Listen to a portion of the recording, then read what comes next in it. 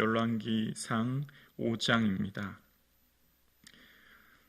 구약성경 518면 열왕기상 5장 1절에서 마지막 18절 말씀을 함께 봉독하시겠습니다. 하나님의 말씀입니다. 함께 고백드리겠습니다. 솔로몬이 그의 기름 받고 그의 아버지를 이어 왕이 되었다 함을 두로왕 히람이 듣고 그의 신하들을 솔로몬에게 보냈으니 이는 히람이 평생에 다윗을 사랑하였음이라. 이에 솔로몬이 히람에게 사람을 보내어 이르되 당신도 알거니와 내 아버지 다윗이 사방의 전쟁으로 말미암아 그의 하나님 여호와의 이름을 위하여 성전을 건축하지 못하고 여호와께서 그의 원수들을 그의 발바닥 밑에 두시기를 기다렸나이다.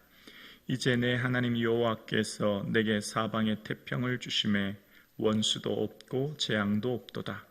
여호와께서 내 아버지 다윗에게 하신 말씀에 내가 너를 이어 내 자리에 오르게 할 내 아들 그가 내 이름을 위하여 성전을 건축하리라 하신 대로 내가 내 하나님 여호와의 이름을 위하여 성전을 건축하려니와 오니 당신은 명령을 내려 나를 위하여 레바논에서 백향목을 베어내게 하소서. 내 종과 당신의 종이 함께할 것이요 또 내가 당신의 모든 말씀대로 당신의 종의 삭슬 당신에게 드리리이다. 당신도 알거니와 우리 중에는 시돈 사람처럼 볼목을 잘하는 자가 없나이다. 히람이 솔로몬의 말을 듣고 크게 기뻐하여 이르되 오늘 여호와를 찬송할지로다. 그가 다윗에게 지혜로운 아들을 주사 그 많은 백성을 다스리게 하셨도다 하고 이에 솔로몬에게 사람을 보내어 이르되 당신이 사람을 보내어 하신 말씀을 내가 들었거니와 내 백향목 제목과 잣나무 제목에 대하여 당신이 바라시는 대로 할지라. 내 종이 레바논에서 바다로 운반하겠고 내가 그것을 바다에서 뗏목으로 엮어 당신이 지정하는 곳으로 보내고 거기서 그것을 풀리니 당신은 받으시고 내 원을 이루어 나의 궁정을 위하여 음식물을 주소서 하고 솔로몬의 모든 원대로 백향목 제목과 잣나무 제목을 주매 솔로몬이 히람에게 그의 궁정의 음식물로 밀 2만 고루와 맑은 기름 20고루를 주고 해마다 그와 같이 주었더라. 여호와께서 그의 말씀대로 솔로몬에게 지혜를 주신 고로 히람과 솔로몬이 친목하여 두 사람이 함께 약조를 맺었더라. 이에 솔로몬 왕이 온 이스라엘 가운데서 역군을 불러 일으키시니 그 역군의 수가 3만 명이라. 솔로몬이 그들을 한 달에 10,000명씩 번갈아 레바논으로 보내매 그들이 한 달은 레바논에 있고 두 달은 집에 있으며 아도니람은 감독이 되었고 솔로몬에게 또 진군이 7만 명이요 산에서 돌 뜨는 자가 8만 명이며 이외에 그 사역을 감독하는 관리가 3,300명이라. 그들이 일하는 백성을 거느렸더라. 이에 왕이 명령을 내려 크고 귀한 돌을 떠다가 다듬어 성전의 기초 속으로 놓게 하매 솔로몬의 건축자와 히람의 건축자와 그발 사람이 그 돌을 다듬고 성전 건축을 위하여 제목과 돌들을 갖추니라. 아멘. 예수님 더욱 사랑하시는 저와 여러분 되기를 주의 이름으로 축복합니다. 아멘. 솔로몬이 성전 건축을 위한 히람과의 약조 계약이 오늘 본문에 나와 있습니다. 솔로몬이 지금 성전 건축하는 것은 아버지 다윗에게 말씀하신 그 약속을 하나님께서 다윗에게 약속하신 그 말씀대로 나를 통해 이제 하나님의 위에서 성전을 짓습니다. 그렇게 얘기하고 이제 히람과 서로 필요한 백향목과 잣나무 또 그 밖의 모든 재료들을 받기 위해 이야기하는 내용, 그리고 이제 역군을 일으켜서 준비하는 내용이 오늘 본문의 내용인 것을 봅니다. 오늘 본문에 보면 솔로몬이 이 백성들을 향해, 그러니까 내 종과 당신의 종이 함께한다. 이제 솔로몬이 지금 이 이야기 속에서 종이라는 표현을 쓰고 있어요. 그리고 역군을 일으켰는데 역군을 감독하는 사람이 3,300명인데 그들이 백성들을 거느렸더라, 이런 표현이 나옵니다. 내 종, 또 거느렸다. 그리고 역군이란 말 자체가 징용이라는 의미입니다. 강제 노역의 의미가 있는 겁니다. 자, 그러니까 지금 오늘 본문에 솔로몬이 백성들을 통해서 하려고 하는 일이 딱 한 가지입니다. 여호와의 이름을 위해 성전을 건축하는 것입니다. 여기까지는 누가 뭐래도 하나님의 성전, 또 솔로몬이 설계를 하나님의 손에 받았으니, 아버지 다윗이 설계도를 하나님께 받았으니 그 설계대로 성전을 짓는 것, 여기까지는 누가 뭐래도 토를 달 수 없습니다. 근데 문제는 여러분 아시는 것처럼 이 뒤에 나타나죠. 솔로몬이 이후에 열왕기상 7장에 가면 성전을 건축하는 데 몇 년 걸립니까? 7년이 걸립니다. 그런데 자기 궁을 위해서는 13년을 건축합니다. 여기서 문제인 거예요. 여러분, 왕이 사는 곳은 왕궁이라고 하지 않습니까? 왕궁이 나무로 지어도 왕궁이고 멋진 대리석으로 지어도 왕궁이죠. 왕이 거하기만 하면 그곳은 왕궁이 되는 거예요. 왕의 건의가 어디서 나올까요? 왕의 건의는 그가 멋진 곳에 산다고 나올까요? 백성을 사랑하는 곳에서 나오지 않을까요? 여러분, 우리가 살아가는데 아주 중요한 한 가지는 동기라는 거거든요. 그 동기가 내가 존재하는 이유입니다. 오늘 히람에 대해서 이제 쭉 얘기를 하면서 히람은 다윗을 사랑했다라는 내용이 있는데, 이전에 사무엘하 5장 11절 이하에 보면 히람에 대한 내용과 함께 다윗에 대한 내용을 이렇게 이야기하는데요. 사무엘하 5장 11절입니다. 두로왕 히람이 다윗에게 사절들과 백향목과 목수와 석수를 보내매 그들이 다윗을 위하여 집을 지으니.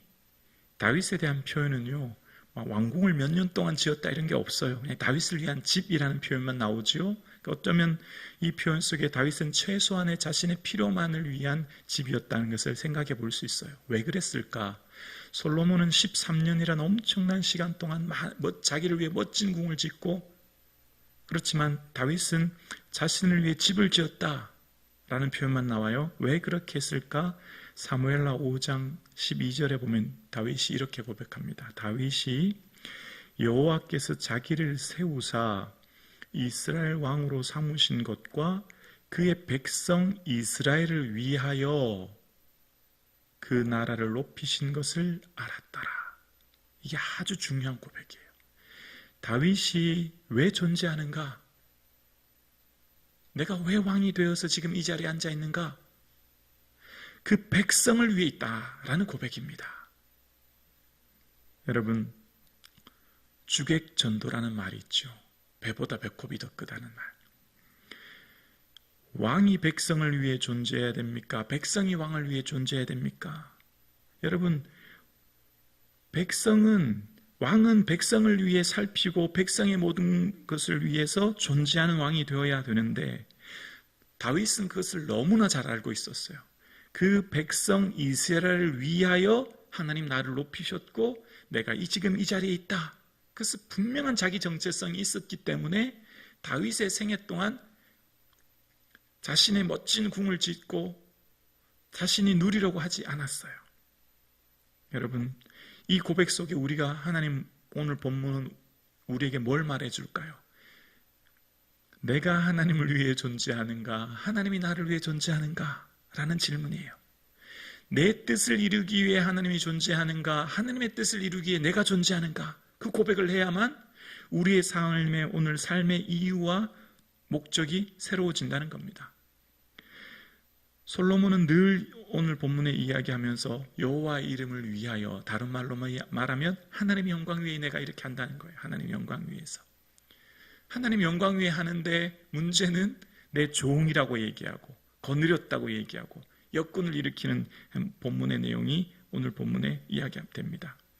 그래서 여러분, 하나님의 성전만 지었다면 다윗은 성군 중에 성군이요 아주 멋진 왕이 되었을 거예요. 모든 사람들이 솔로몬을 하나님의 기뻐하는 왕으로 아마 칭송했을 겁니다.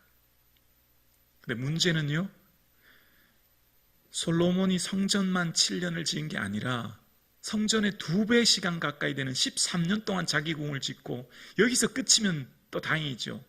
바로에서 데려온 아내를 위해서 밀로궁을 짓고 병거성을 짓고 무슨 성을 짓고, 여러분 그거 다 누가 고생해서 짓는 거예요?